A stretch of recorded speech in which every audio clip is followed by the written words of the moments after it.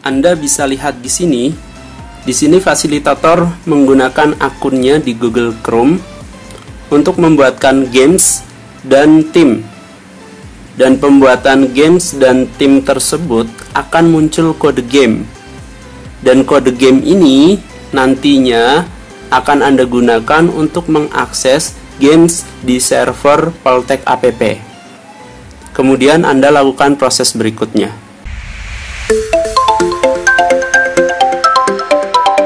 Di sini tampilan menu dari akun fasilitator lebih lengkap dan tentunya berbeda dengan tampilan menu Anda. Kemudian fasilitator membuatkan games baru untuk simulasi sekarang. Di simulasi ini fasilitator memilih games versi terbaru yaitu versi 8.0.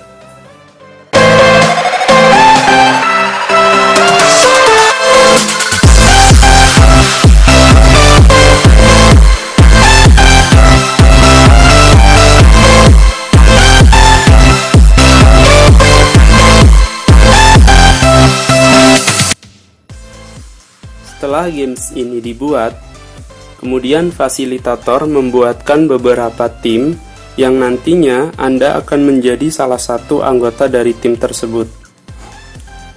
Kemudian, beberapa tim yang akan ditandingkan ini bertujuan untuk mendapatkan hasil terbaik berdasarkan standar penilaian yang diberikan.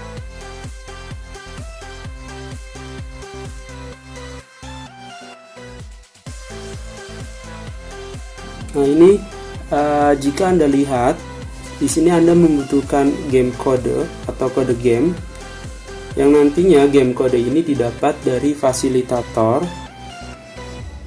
dan kemudian nanti fasilitator memberikan dalam bentuk tertulis.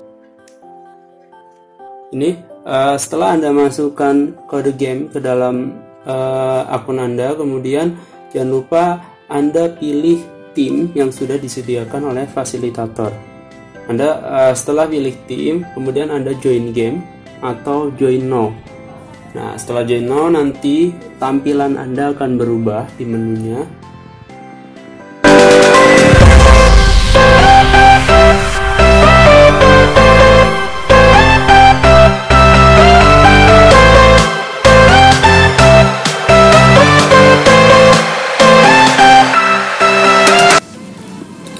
Oke, di sini saya sebagai fasilitator sedang melakukan pengaktifan beberapa modul yang ada. Total yang diaktifkan ada 5 modul, mulai dari modul general sampai modul marketing. Nah, kemudian proses berikutnya di sini saya akan mengaktifkan beberapa lokasi yang ada yang sudah disediakan oleh pihak Monsoon SIM ERP ini. Dan kebetulan yang disediakan itu ada 7 lokasi. Kemudian yang saya aktifkan untuk pertemuan di pekan pertama ini sementara 6 lokasi dulu. Oke, setelah proses pengaktifan lokasi, kemudian yang saya lakukan adalah melakukan pembagian wilayah di dalam lokasi-lokasi tersebut. Untuk pembagian lokasi pertama yaitu untuk wilayah DKI Jakarta, dan yang kedua ada wilayah Medan, dan yang ketiga ada wilayah Bandung, dan seterusnya. Kemudian dari masing-masing wilayah yang ada, kalau kita bisa lihat di situ, biaya sewa retailnya itu berbeda-beda. Tentunya ini sangat disesuaikan dengan populasi yang ada di masing-masing wilayah tersebut, di mana populasi itu sangat mempengaruhi demand dari produk-produk yang nantinya akan kita jual di dalam bisnis proses tersebut. Di samping biaya penyewaan toko atau retail, di sini juga terdapat biaya sewa warehouse. Nah, untuk sesi ini sewa warehouse kita abaikan terlebih dahulu karena modul warehouse belum saya aktifkan. Kemudian langkah berikutnya adalah saya menambahkan anggota dari tim A. Ini ditambahkan dengan menggunakan akun robot. Dan kebetulan di sesi ini saya hanya menggunakan 1 akun asli. Dan kemudian saya juga akan menambahkan anggota dari tim B dengan menggunakan 3 akun robot. karena tidak mungkin dalam satu tim itu hanya terdapat satu anggota. Kemudian saya coba jalankan game ini. Oke, saya setup kecepatan game ini yaitu 20 detik per hari. Kemudian maksimum game ini selama 130 hari.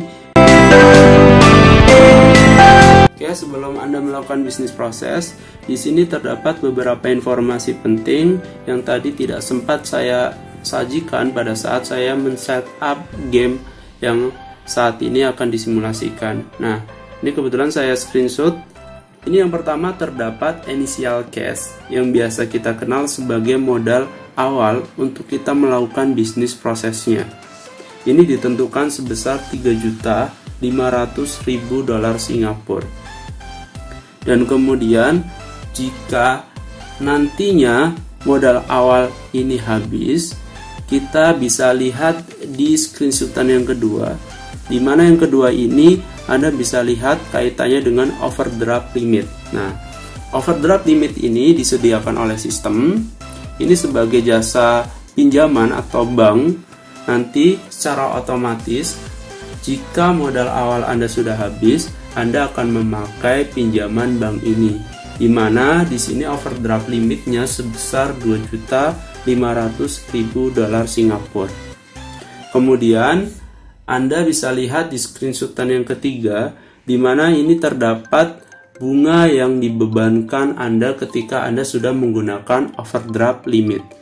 Bunganya cukup besar, yaitu 60%. Nah, ini secara sistem nanti akan menghitung bahwa ketika Anda sudah menghabiskan modal awal Anda, kemudian Anda sudah menghabiskan pinjaman sebesar 2.500.000 dolar Singapura, maka di titik itu juga perusahaan Anda akan bangkrut secara otomatis. Kaitannya dengan jumlah permintaan konsumen, tentunya ini sangat disesuaikan dengan populasi atau sebaran penduduk pada masing-masing wilayah. Contohnya, misalkan daerah Jakarta atau wilayah Jakarta. Kalau kita lihat, demand dari wilayah Jakarta ini bisa 4-5 kali lipat lebih banyak jika dibandingkan dengan demand di wilayah Medan, dan seterusnya.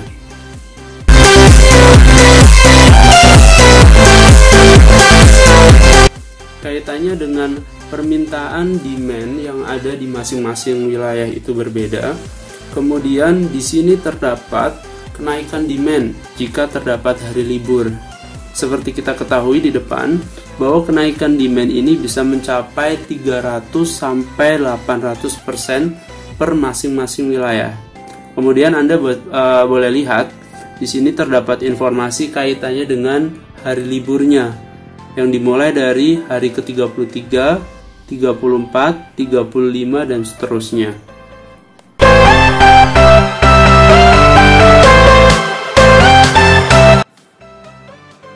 Oke, ini awal Anda melakukan proses bisnisnya.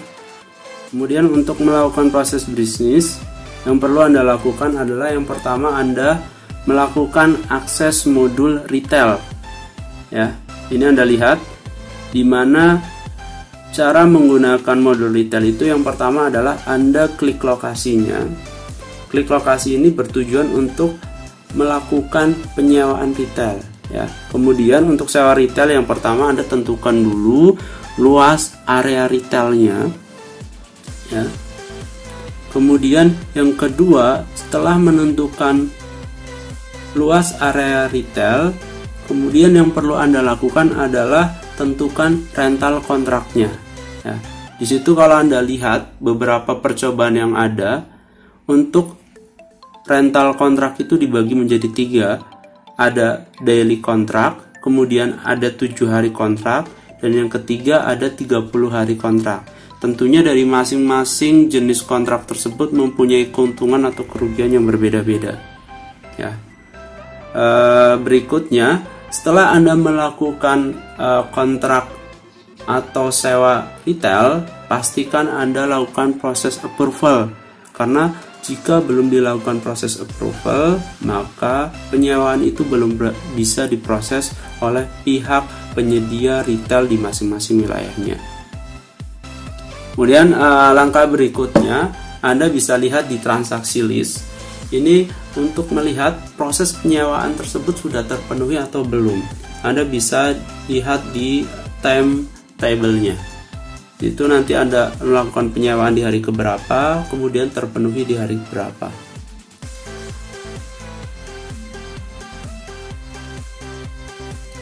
Oke. Kemudian proses berikutnya di modul retail ini, setelah Anda melakukan sewa retail, yaitu yang perlu Anda lakukan adalah Anda melakukan proses pembelian barang. Nah, di sini proses pembelian barang itu dilakukan ada 3 cara. Untuk proses pembelian ini dilakukan ada 2 cara. Cara yang pertama, Anda bisa melakukan pembelian dengan cara barang yang dibeli sekaligus dikirim. Dan untuk cara yang kedua, Anda bisa menggunakan blanket. Artinya adalah Anda membeli barang dengan kuantitas yang banyak, kemudian dikirim secara berkala. Ini Anda bisa perhatikan dalam proses pembelian pun Anda boleh memilih vendor 1 atau vendor 2. Masing-masing vendor ini mempunyai spesifikasi yang sama, tetapi di salah satu vendor ini ada yang nantinya dia lead time-nya tidak sesuai dengan lead time yang ditawarkan pada saat Anda melakukan proses pembelian. Ini jangan lupa, pada saat Anda melakukan proses pembelian, Anda lakukan proses approval. Kemudian jumlah yang akan nanti dibeli untuk masing-masing jenis barang itu juga harus disesuaikan dengan kapasitas dari masing-masing retail Anda. Itu diperhatikan. Untuk wilayah Jakarta itu sudah sampai barangnya. Kemudian Anda bisa lihat di sini. Kemudian di modul retail ini, langkah yang terakhir adalah Anda bisa melakukan retail sales, di mana retail sales ini hanya kaitannya dengan menaikkan dan menurunkan harga jual dari masing-masing produk Anda. Tentunya ini dilakukan sesuai dengan COGS yang Anda keluarkan pada saat Anda melakukan proses bisnis ini. Jangan sampai Anda melakukan penjualan di bawah dari COGS Anda. Itu artinya Anda tidak mendapatkan keuntungan, bahkan mendapatkan kerugian. Proses berikutnya yaitu Anda akses modul marketing. Kemudian Anda klik set marketing expense. Ini tujuannya adalah untuk memasarkan produk Anda di dalam masing-masing wilayah yang Anda nilai kurang laku. Dan di sini ada pemasaran dengan media A, media B, dan media C. Media A ini spesifikasinya adalah cocok untuk wilayah, media B ini cocok untuk jenis produknya, dan media C ini cocok untuk jenis yang lain. Nah, Anda nanti bisa lakukan analisis di bagian listnya nanti ketika Anda sudah menentukan media A, B, dan C. Nah, kemudian di sini ada buy marketing report. Oke, di buy marketing report ini yaitu Anda akan melakukan proses intelijensi bisnis, di mana Anda akan memata-matai proses penjualan dari saingan Anda atau kelompok lain atau tim lain. Nah, ini pada saat Anda mengakses atau membeli marketing report, harganya cukup mahal. Cuman Anda bisa lihat nanti dia itu ketika pembelian nyampainya 1 hari atau mempunyai lead time 1 hari. Nah, kalau sudah sampai, Anda bisa lihat di view marketing report. Nah, di view marketing report ini nanti Anda bisa tahu di mana di situ menginformasikan bahwa pesaing Anda ini mendirikan toko di wilayah mana saja. Selain dari informasi yang kaitannya dengan pendirian toko di masing-masing wilayah untuk pesaing Anda, dan yang kedua ada informasi kaitannya dengan harga jual dari masing-masing jenis produk untuk pesaing Anda. Jadi nanti Anda bisa menggunakan strategi menaikkan atau menurunkan harga sesuai dengan pasaran, ataukah Anda mau banting harga, dan tentunya disesuaikan dengan kualitas penjualan Anda, terus disesuaikan dengan COGS yang Anda keluarkan. Jangan sampai Anda tidak menilai dari itu.